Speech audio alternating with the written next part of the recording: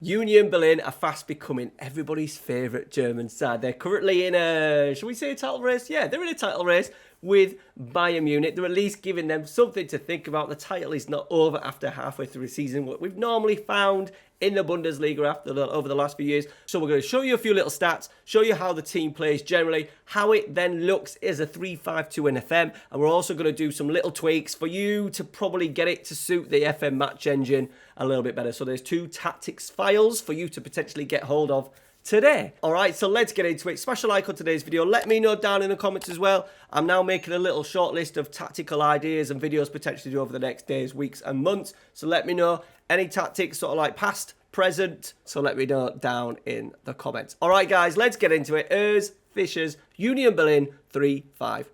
Okay, so the first thing we're going to look at is obviously the league position. They are second in the league table, only a point off Bayern Munich, and they're over halfway through the season now.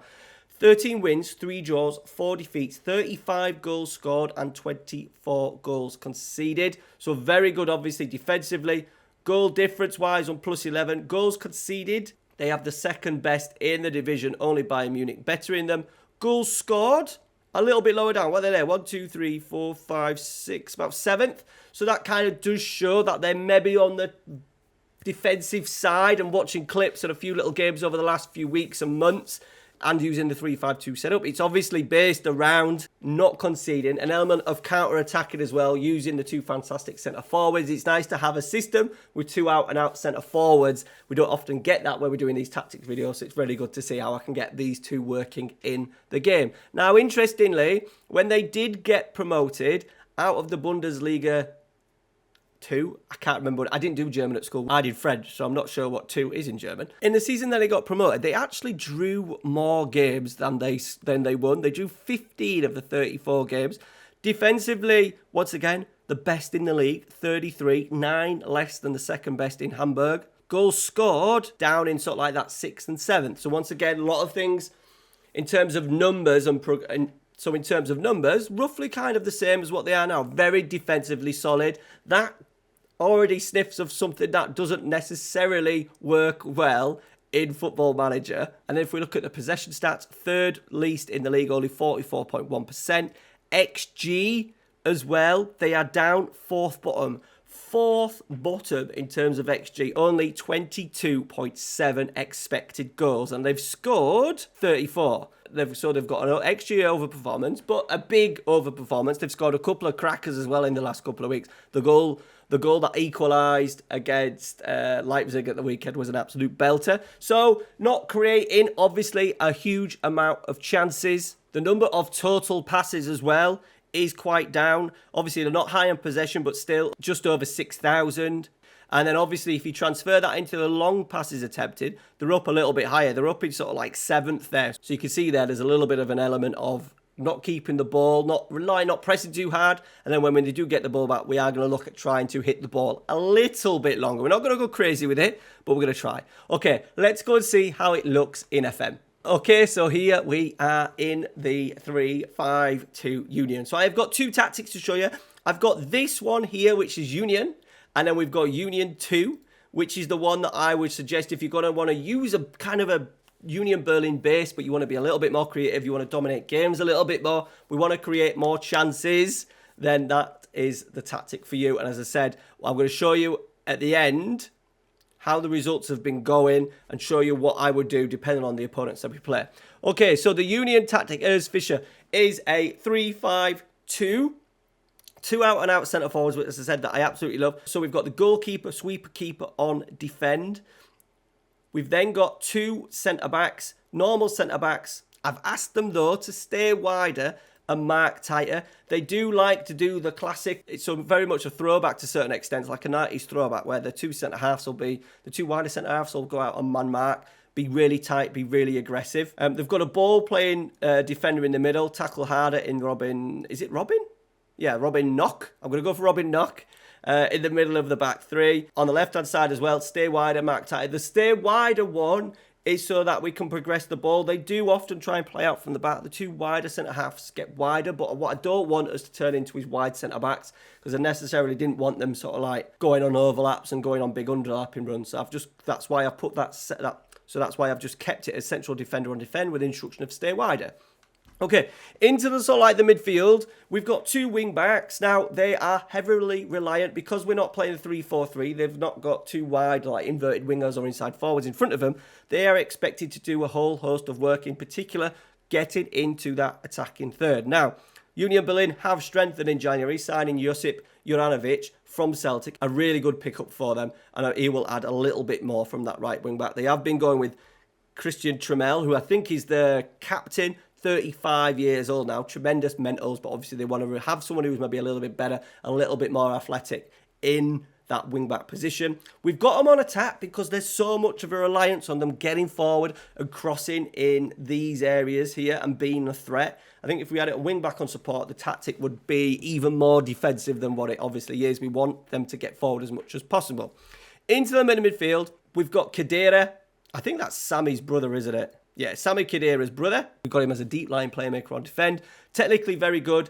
Ticks the play over well. Gets involved in build-up play. Doesn't venture far forward.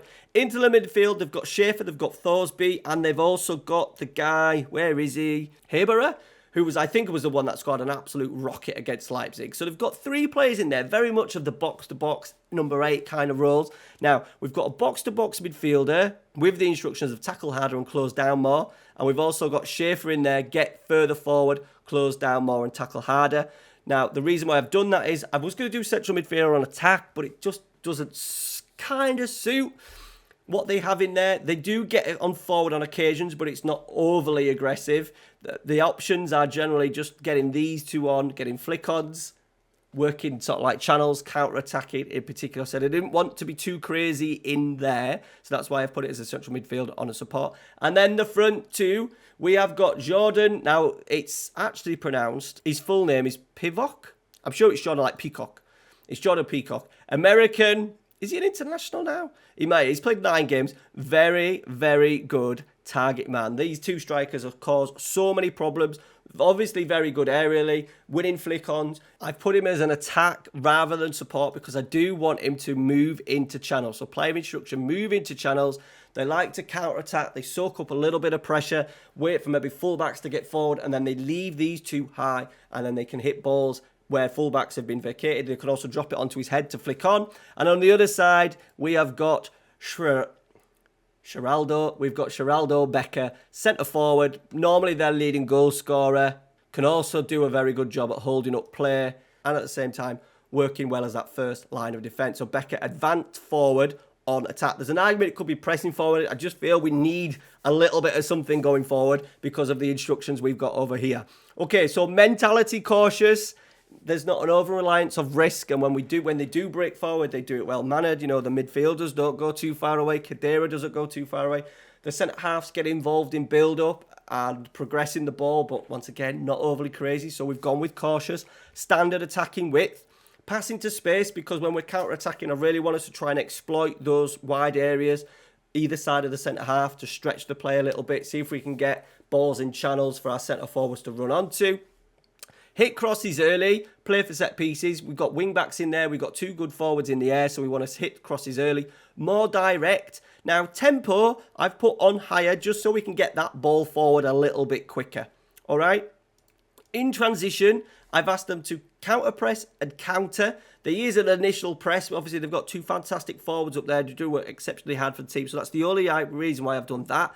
Counter-attacking, obviously, we're going to be sitting in a mid to low block sometimes, so having a counter-attack on is very important, and distribute the ball to the goalkeeper. Out of possession, we've gone with a mid-block at a defensive standard line. You could argue that it could even be a low block. They do press at times. It's all done depending on the opponent. We're going to talk about what we should do in-game. I think this tactic is very much building around what you should do in game and who you are playing each week. I think it'll change depending on what team you are as well. Get stuck in, trigger press a little bit more often. Can we get those, the 2 midfielders, the 2 8s in there, fantastic at biting, working. They go close down fullbacks. A lot of work in there that they get through, so they do that really well. So we want to get stuck in. Okay, now that is the first tactic. For me, it struggles in the game. It's a little, in particular because we're Union Berlin, we're not a great side anyway in terms of Football Manager. No, they're not a team that should be really second in division. We found it quite difficult. So my suggestion would be is to have obviously that tactic. And then we've got a Union 2, which is basically pretty much exactly the same.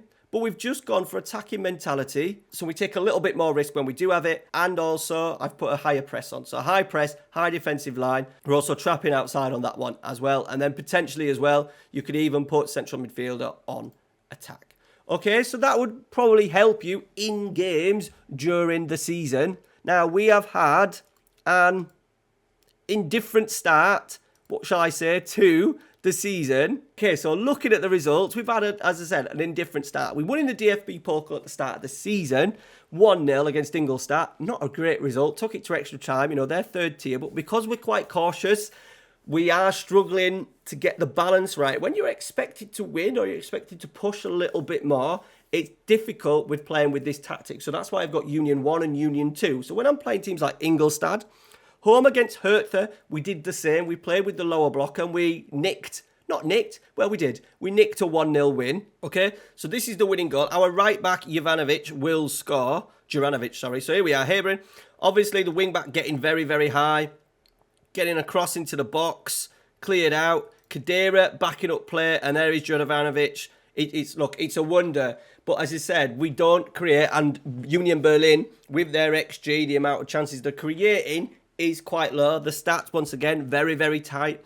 47% of possession, 0.41 XG to their 0.84. Now, the issue that I'm getting is that this tactic is definitely working in real life. However, in FM, I think we do need to push and we need to press, especially when we're playing against teams like Mainz here again.